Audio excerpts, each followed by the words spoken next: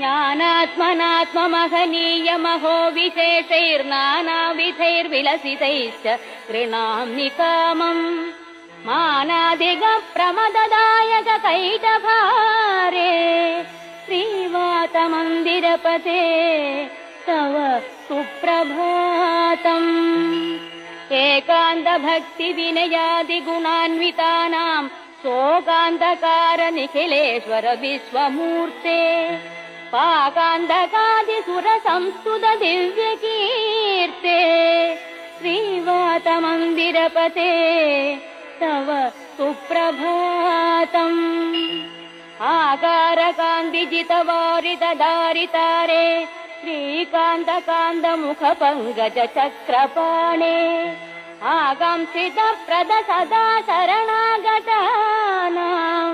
श्रीवातमन्दिरपते